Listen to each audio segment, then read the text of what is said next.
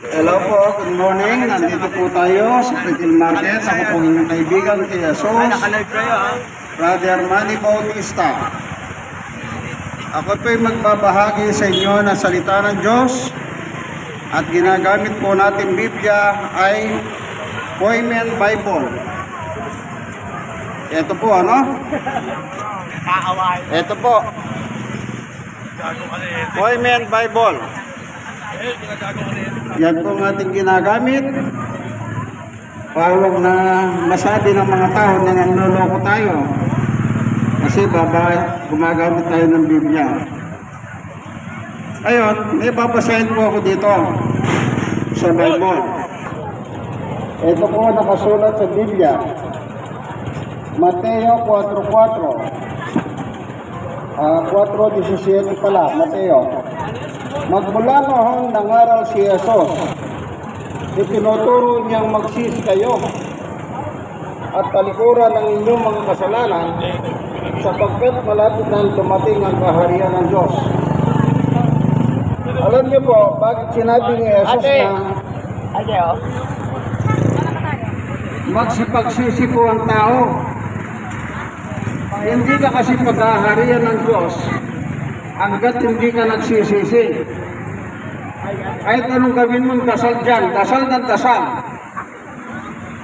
Sige, huwag kang tumigil na magdadasal. Pero hindi mo naman pinagsisisiyan, tinatalikuran ng iyong kasalanan, walang kwenta, yung dasal mo ng dasal. Ang batas, para pag-ariyan ka ng Diyos, kailangan magsisi ka. Good morning po, good morning. Oh, nanay. Ayan. Kailangan po pala ang repentance ng mga tao. Yan hinihingi ng batas na sinabi ng Panginoong Jesucristo. Ibig sabihin po, kaya inuutos ni Jesus na magsipagsisi ang tao kasi po makasalanan ng tao. Oh.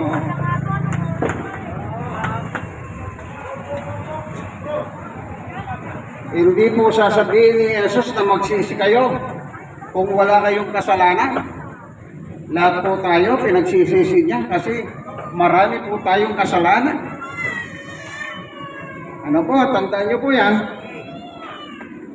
Ako po ang inyong kaibigan kay Jesus, Brother Manny Bautista. Nasa Retail Market po tayo, nangangaral tayo. Nagsishare po ako ng Word of God. Ayan o. Kasi mahalaga po ito. Na yung salita ng Diyos kailangan may pangarang sa mga tao.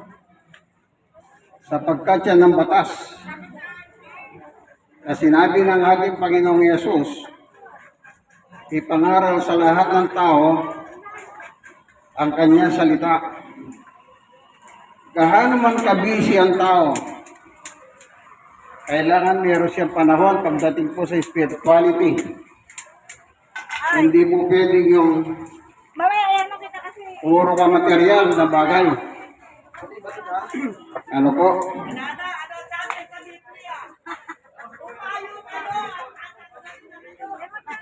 Purihin ang Panginoon.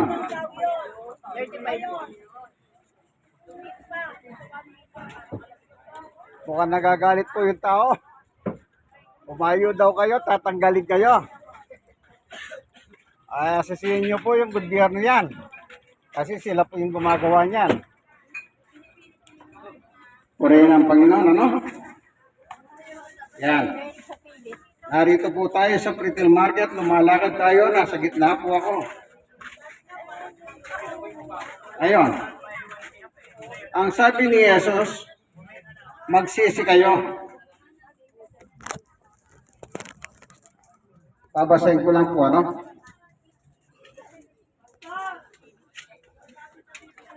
Dito.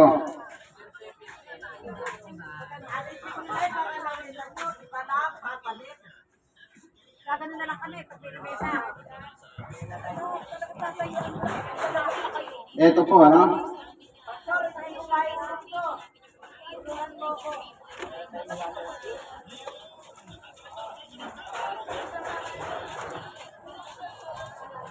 At sabi ni Jesus, magmula noon, nangaral si Jesus.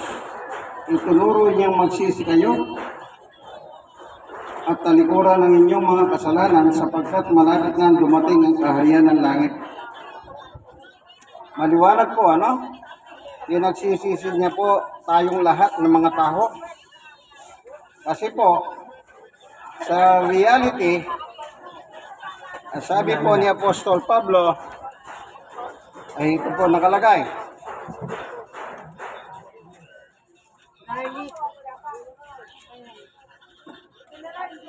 Singko 12 na Roma.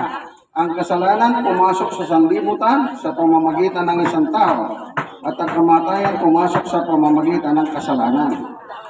So, kung wala pong kasalanan, walang kamatayan. Ano po? Kaya pinagsisisi tayo ng ating Panginoong Jesucristo. Ano po? Kaya bilang mga tao, tatalima po tayo. Dapat po tayo sumunod sa ating Panginoong Jesucristo. Purihin ang Panginoon. Ano po? Kailangan po talaga ang repentance sa mga tao. Kasi po, dumarating po ang panahon na hingihingi po. Purihin ang Panginoon. God is good.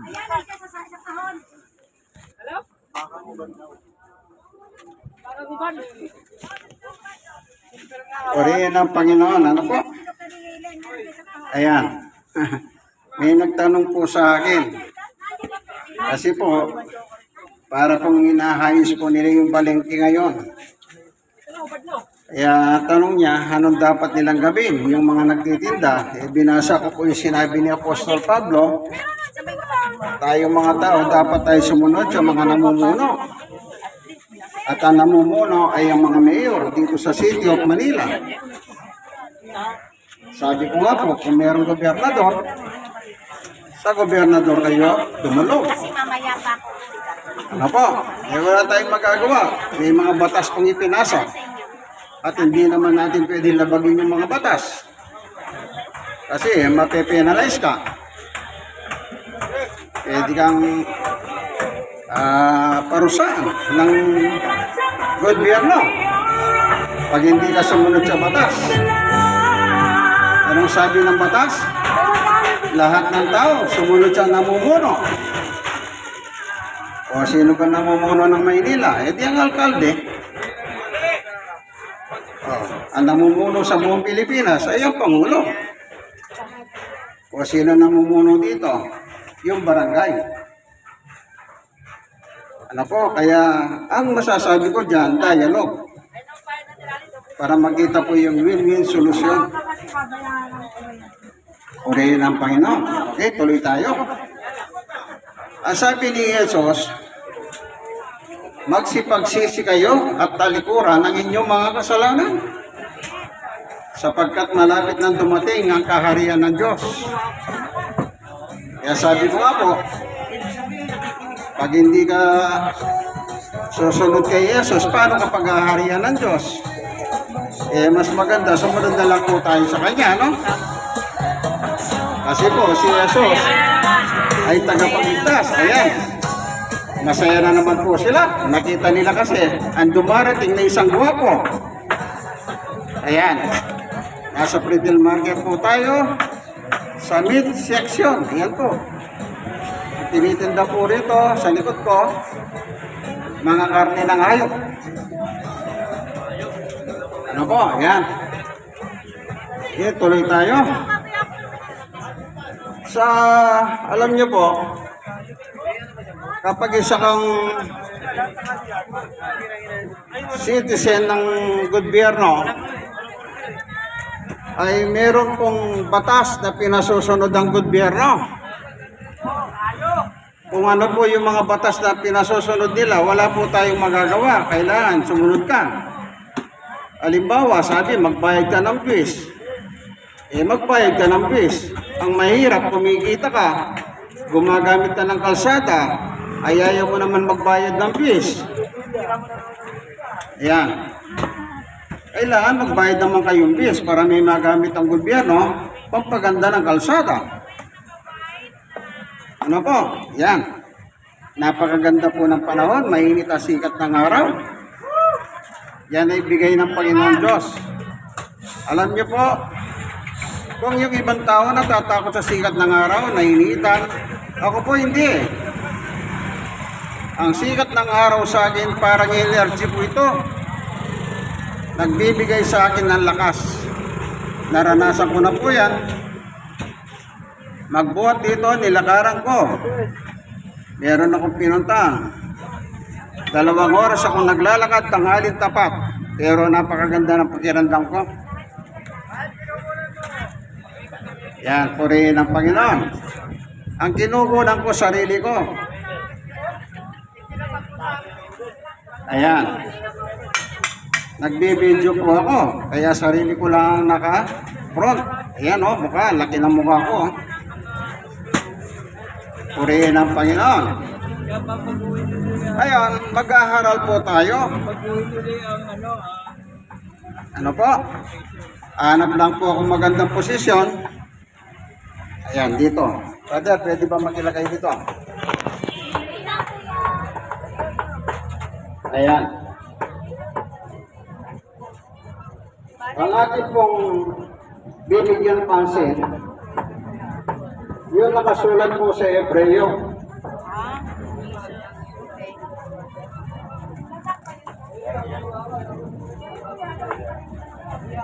Ganito po nakasulat.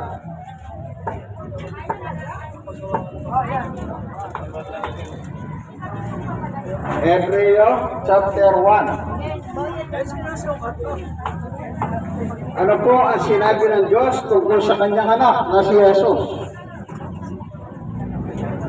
Dito po sa Hebreo 1:8. Ngunit tungkol sa anak ay sinabi niya, ito po sinabi ng Diyos sa kanyang anak. Ang iyong trono, O Diyos, ay magpakailanman. Ikaw ay maghaharing may katarungan.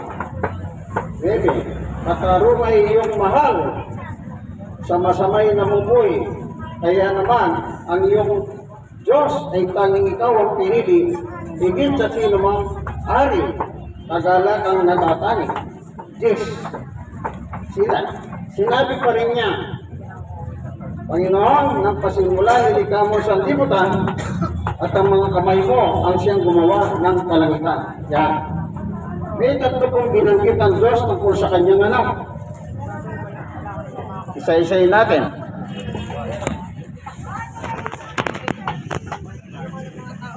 Tinawag ng Diyos ang kanyang anak na Diyos. Hebreo 1:8. Tinawag ng Diyos ang kanyang anak na hari. Hebreo 1:9. Tinawag ng Diyos ang kanyang anak na Panginoon. Sa verse 10. Yan. Wala po kayong mababasa sa Biblia, kahit anong klaseng Biblia ang basahin nyo. Walang sinabi ang Diyos ng kanyang anak tao. Wala pong mababasang ganyan. Ang nakalagay po, letra por letra, walang labis, walang kulang. Anong sabi ng Diyos sa kanyang anak? Ikaw ay Diyos. Ano pa? Ikaw ay hari. Ano pa? Ikaw, Panginoon. Oh. Sinong pakikinggan mo kung tatanungin kita, kaibigan? Ang leader ng iyong reliyon o ang Diyos mismo? Ang leader ng iyong reliyon, ang kanilang pinagpipitagang aral, si Jesus ay tao lang. Saan mapapasa na sinabi ng Diyos na tao lang ang kanyang anak? Saan mo mapapasa na sinabi ni Jesus, ako'y tao lang? Wala. Wala kang mababasang ganun lang. Palang lang. Huwag niyo pong baguhin ang kasulatan. Kung ano po yung nakasulat, paniwalaan niyo po. Mahirap po bang paniwalaan yung totoo? Oh, mahirap bang paniwalaan yung totoo? Eh, anong gusto niyo? Yung mga kasinungalingan? Yung mga panluloko? Oh, yan bang paniniwalaan mo, kaibigan? Purihin ang Panginoon. Paniwalaan niyo po yung nakasulat. Kung ano po yung pinahayag ng Diyos patungkol sa kanyang anak, yun po ang inyong paniwalaan. Ano po? Ngayon, kung ang reliyon mo napapasok o nasa samahan ka ng reliyon na kanilang ipinipilit, si Jesus daw ay tao, mag-isip ka naman. Oh, tao lang daw, tao lang, sabi niya, tao lang. Oh. Sabi ko nga po, may mababasa pa kayo, sinabi ni Jesus, ako'y tao lang. May mababasa pa kayo na sinabi ng Diyos, ang kanyang anak ay tao lang? Wala. Bagamat meron pong nababasa, sabi ni Jesus, ako'y anak ng tao. Kasi po, pinanganak ni Maria. Kaya nang pinanganak ni Maria, siya'y nakita gaya ng tao. Oh, ano po? Kaya sinabi niya, ako'y tao. Tama nga naman po yan. Pero bago siya naging tao, ano si Jesus? Siya po ay anak ng Diyos. Nasa langit. Ibig sabihin, kung ang Diyos ay Diyos sa langit, naturalmente ang kanyang anak ay Diyos din kasama niya sa langit. Yan po ang totoo. Ang mahirap, binabago mo ang kasulatan. Gumagawa ka ng sarili mong version. Kaya sabi ko nga po, ipagawa na lang kayo ng Biblia. Ilagay na ninyo lahat ng gusto ninyo. At least sa inyo yun. Ano po? Yan. Purihin ang Panginoon. Kaya ang pananampalataya po ay nakabatay kay Jesus. Babasa po tayo ng talata. Ipagkikita ko po sa inyo ang pananampalataya nakabatay kay Jesus. Hindi nakabatay sa mga reliyon o mga founder ng reliyon. Ano po, naghahanap lang tayong magandang pesto na pagpupestohan po nitong video. Ganito po nakalagay.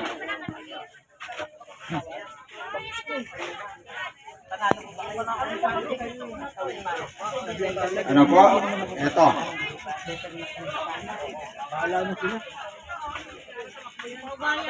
Purihin ang Panginoon. Ito po. Ito po, ano? Kaya sinabi ko po sa inyo, ang pananampalataya natin ay nakabatay kay Kristo.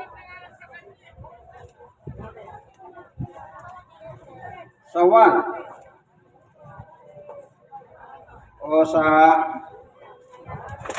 Gawa. Babasahin ko po.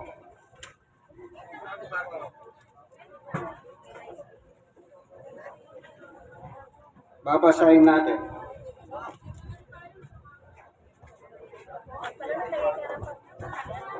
Ganito po sinabi ng Gawa 28 ay 26-18.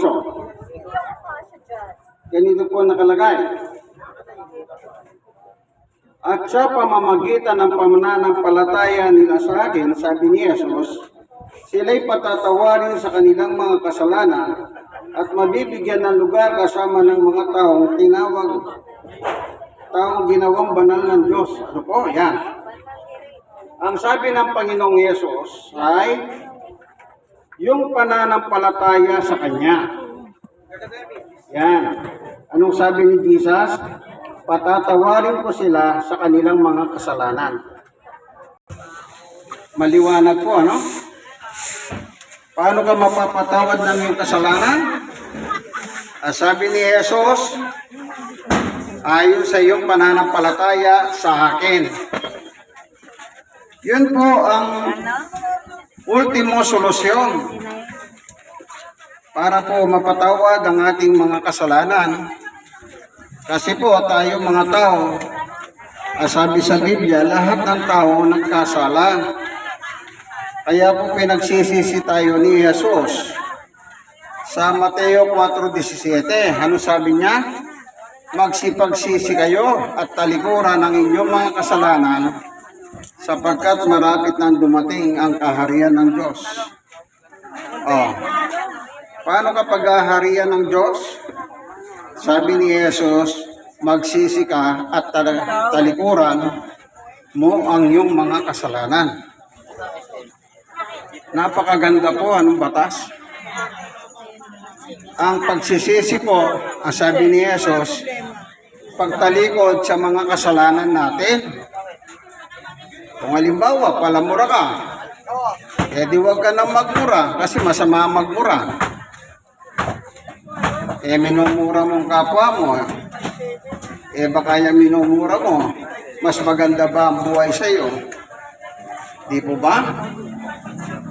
Yung sinasabihan mo ng masasakit na salita, baka yung kapwa-tao mong yan ay mas maganda pang buhay sa iyo. Kaya isang bagay po na sumunod na lang po tayo sa batas. Ano po bang batas ni Jesus? Lahat tayo magsisi. Kasi nga po, paano kapag haharian ng Diyos, hindi ka magsisisi ng iyong kasalanan? Kaya sinasabi ko po, ang formula ng patawad ng kasalanan, yung sinabi ni Jesus. Hindi po pwede yung gusto mo ang masunod. Kailangan po ang masusunod si Jesus, sapagkat si Jesus po ang magdadala sa langit sino mang mga taong nagsisisi sa kanilang kasalanan o sino mang susunod kay Jesus. Si Jesus po ang magdadala sa iyo sa langit. Pero pag hindi ka susunod kay Jesus, si Jesus din ang magsasabi sa iyo, papunta ka ng impyerno. Anong gusto mo sa dalawa? Impyerno o langit? Langit. Ayan, langit daw po. Langit. Lahat naman, yan ang gusto, ang mapalangit siya pagkamatay niya. Ang tanong, nagawa mo ba yung sinabi ni Jesus? Magsisi kayo at talikuran ng inyong mga kasalanan. Kapag nagsisi ka at di mo naman sinunod yung sinabi ni Jesus, niloloko mo lang ang iyong sarili. Niloloko mo ang iyong sarili. Kada gawa mo ng kasalanan, magsisimba ka, luluhod ka, hihingi ka ng tawad sa Diyos. Di ginagawa mo loko-loko ang sarili mo. Paulit-ulit kang humihingi. Kung makasagot ang Diyos ng bigla sa iyo, baka bubulagta ka ng bigla-bigla dyan. Yung iba naman, mainitin ang ulo. Konting bagay lang, nagmumura. Kung minsan ako, alam niyo po, napansin ko dito sa Tondo, marami po akong nakitang nagiinuman. Masaya sila. Pero nagmumura sila, tumatawa pa. Nagmumura sila, abang masaya sila nagdidiwang.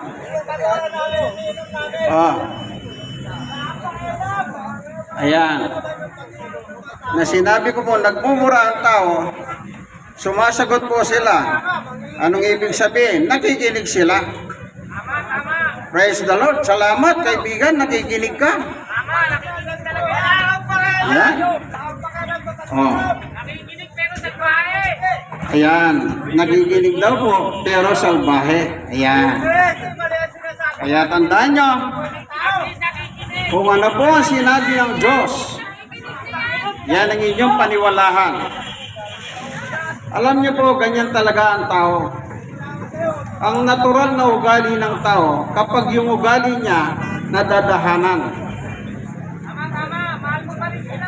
Kaya mo dadahanan, hindi dahil gusto mo sila saktan, kundi gusto mong mabago sila sa kanilang attitude, ugali.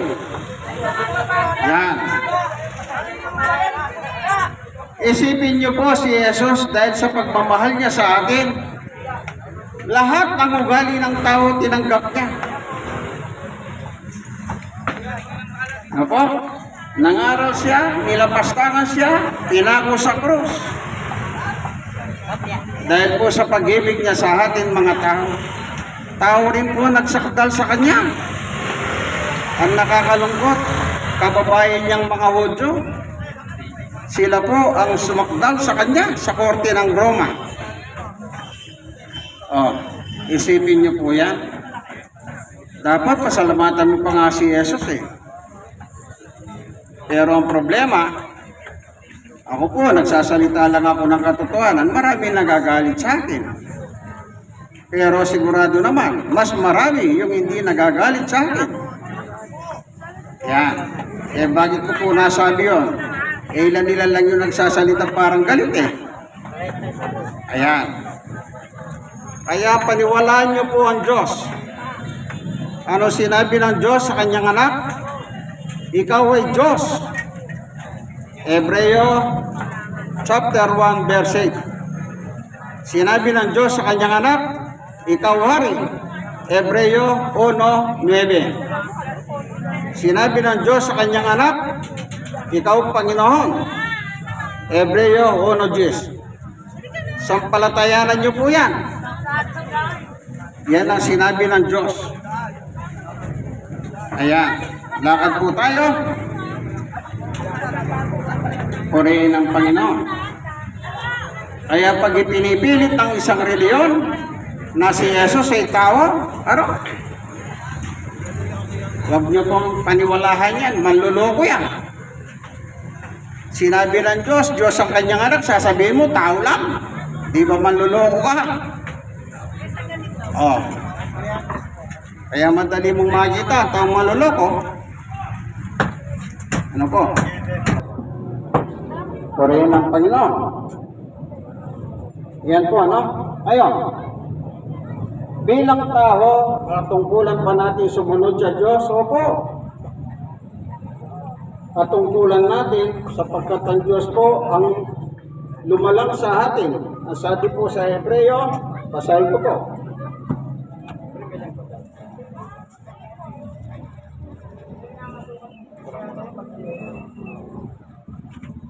Dito po sa Genesis 1:26, ito po nakalagay.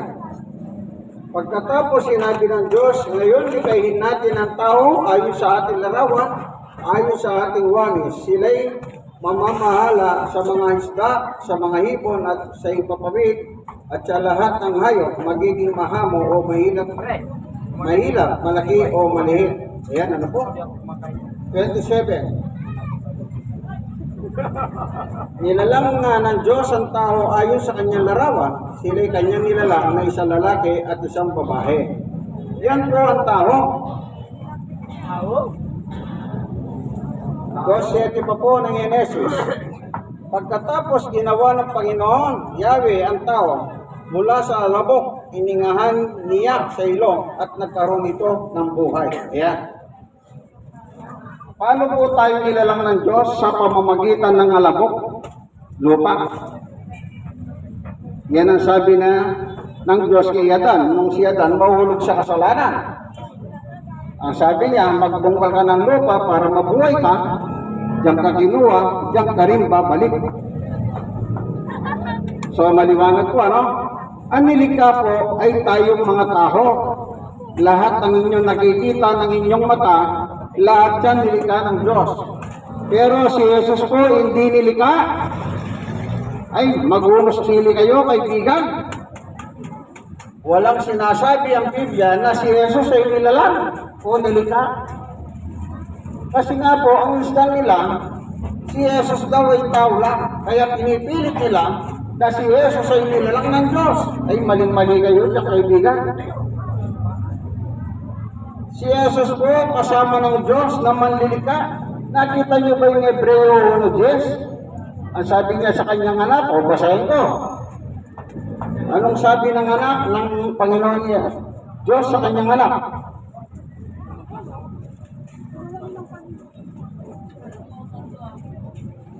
Basahin po natin para sa kaliliwanag. Sinabi pa rin niya, Panginoon, nang pasimula nilikha mo ang sanlibutan at ang kamay mo ang siyang gumawa ng kalangitan. Sino daw po ang gumawa? Ang anak, si Jesus. Sinong may sabi?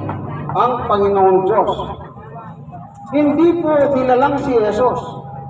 Kaya kayong mga reliyon na nagsasabi si Jesus nilalang, ay manluloko po kayo. Niloloko ninyo ang mga tao. Isipin mo, tagapagligtas, sasabihin mo, tao lang. Hallelujah. Ikaw ang nilalang, tao ka, ni Jesus. Ikaw ang nilalang ni Jesus. Pagkatapos, sasabihin mo, yung lumikha sa'yo, siya ay nilalang din. Hallelujah. Lapastangan na salita. Tayo pong mga tao ay nilikha ng Diyos. Binasa ko po. Mula po sa labok ng lupa, minoldi tayo, iningahan tayo sa ilong at nagkaroon po tayong buhay. Tayo po yan. Kaya pag namamatay po ang tao, bumabalik po sa labok. Ano po? Babalik sa labok. Kasi doon siya galing. Sabi ng Diyos kay Adan, Adan, diyan ka nagmula, diyan ka babalik sa labok o sa lupa na yung binubong ka. Narito po tayo sa Pretil Market. Dito po ang inyong kaibigan kay Jesus, Brother Manny Bautista. Ayan, maganda po yung panahon, mainit. Yan po ang iniintay ng mga nanay na naglalaba. Ano po? Yan. Nasa Pretil Market po tayo. Ayan po. Ayan. Nasa likod ko po. Purihin ang Panginoon. Kaya tandaan niyo po, huwag kayong maniwala sa mga reliyon na nagsasabing si Jesus ay nilikha lamang ng Diyos. Si Jesus ay nilalang lang ng Diyos. Si Jesus ay tao lang. Nasa pandoktrina po nila yan. Nasa doktrina po nila yan. Kawawa po sila. Ako naawa ako sa kanila. Pero wala akong magagawa kung ayaw nilang magbago. Basta ako ay bahagi ko tungkol kay Jesus ayon sa Biblia. Ano po? Meron pa tayong babasahin. Para lang po sa kaliliwanag ng lahat. Ito po, walang paninira. Wala po akong dapat sirain. Ang ginagawa ko po, nangangaral lamang dito sa Pretil Market. Kaya kung tatanungin nila ako kung sino si Jesus sa akin, hindi siya tao, kundi Diyos na gaya ng Diyos na kanyang Ama. Babasa tayong talata. Ano po?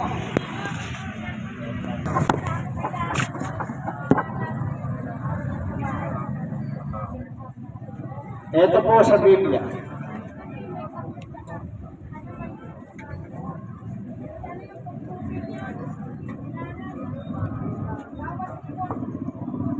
Ito po, ano? Basahin ko po ang sinabi ng Panginoong Yesus. Ako pinaniniwalaan ko ito eh. Kasi si Jesus po nagsalita dito eh. Hindi siya tao. Hallelujah. Ito. 1:17:5. Kaya Ama, ipagkaloob mo sa akin ngayon sa iyong harapan ng kalwalhati at taglay ko sa piling mo bago likahin ang sanlibutan. Nasaan si Jesus bago likahin ang sanlibutan? Ang sabi niya mismo, nasa piling mo ako. Sino ang kinakausap niya? Verse 1. Pagkasabi ni Jesus ang mga ito, tumingala siya sa langit at kanya sinabi, Ama, dumating na ang oras, walatin mo ang iyong anak, upang walatin ka niya. Yun, napakaganda. Nasaan si Jesus? Bago likahin ang mundo na kinalalagyan natin, nasa piling niya sa langit. Oh. Tao ba yan?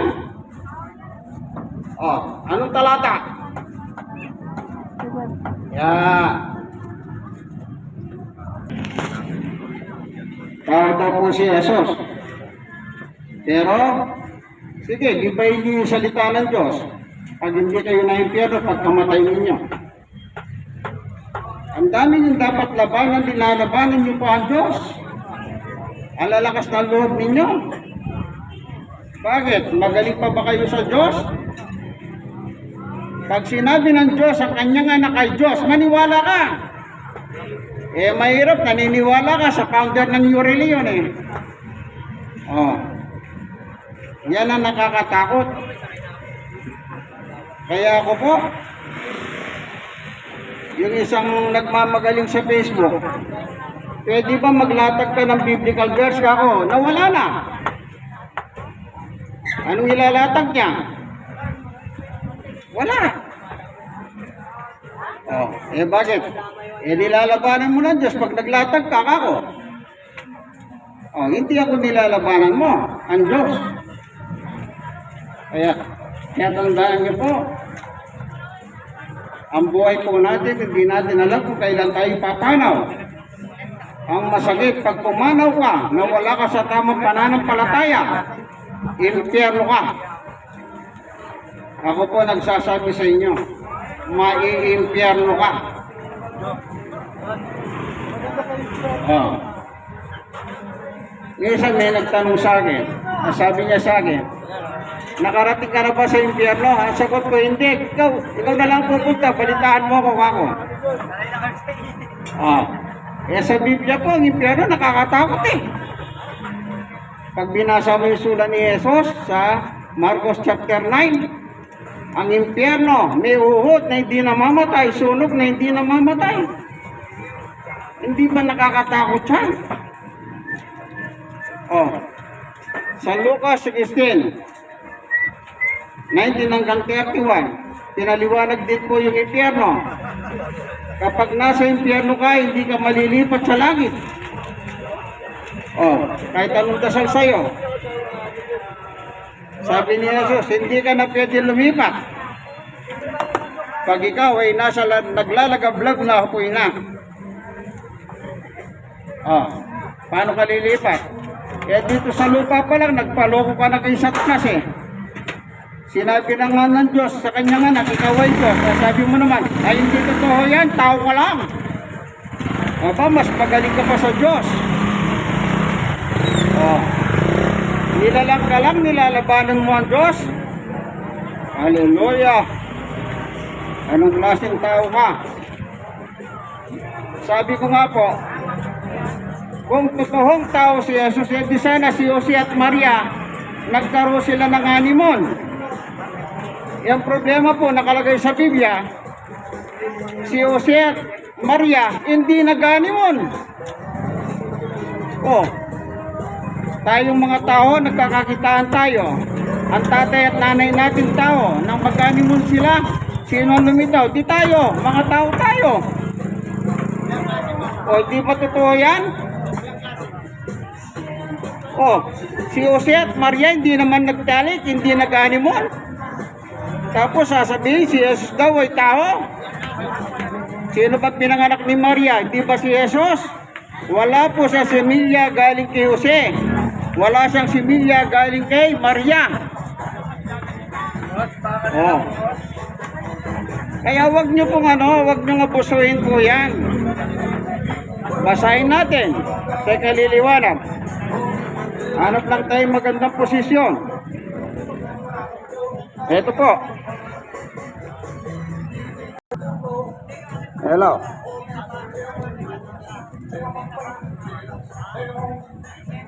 Basahin ko po, ano?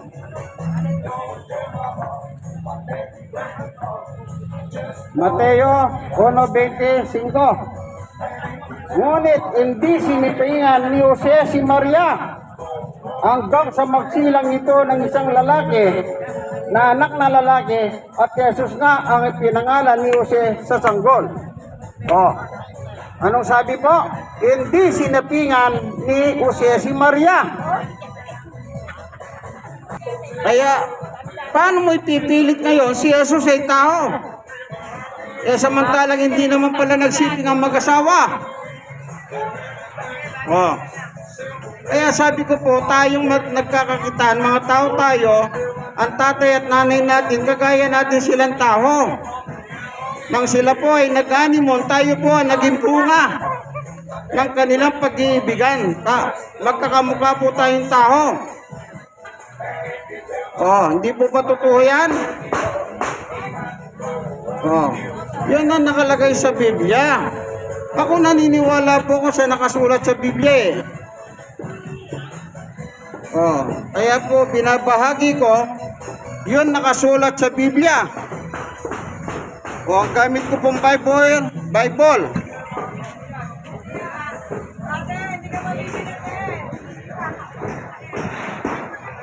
Amen Bible.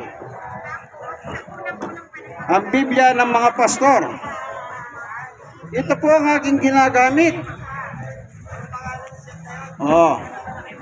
Kaibigan, ikaw na nanonood ng video ko, i-share mo naman sa iba. Malay mo, yung masiyaran mo magliwanag sa kanila ang turo at aral ng Diyos. At ikaw naman nasiyaran, i-share mo rin sa iba. Ano po? Kesa naman sinishare nyo, puro panluloko lang. Isishare nila, si Jesus ay tao lang. Si Jesus ay tagapamagitan lang. Hallelujah! Mga antikristo kayo. Kinakalaban nyo si Jesus. Ano po? Wala po tayong tinitira dito. Nagbabasa tayo ng Biblia. Kaya sabi ko po, kung may kontra, maglatag kayo ng talata ninyo. Ano po? Na tututulan ninyo yung nakasulat, pero Biblia din ang gagamitin nyo. Hindi po yung sarili nyong kuro-kuro, opinion, hindi po pwede yun. Purihin ng Panginoon. Salamat, Panginoon Diyos, sa katotohanan na binahagi mo sa amin. Kami pong mga tao, dapat kami magsisi kung mali ang aming pananampalataya. Kasi po, hindi mo kami paghaharian. Gaya na sinabi ni Jesus sa Mateo 4:17. Ang sabi ni Jesus, magsisi kayo, talikuran ng inyong kasalanan, sapagkat malapit nang dumating ang kaharian ng Diyos. No po, ito pong inyong kaibigan kay Jesus, Brother Manny Bautista. Nasa programa po kayo, ang tunay na pagbubunyag ng katotohanan o salita ng Diyos ayon sa banal na kasulatan. Mag-share po kayo, i-share ninyo. God bless us all. Hanggang dito na lamang po ang ating munting video. God bless us all.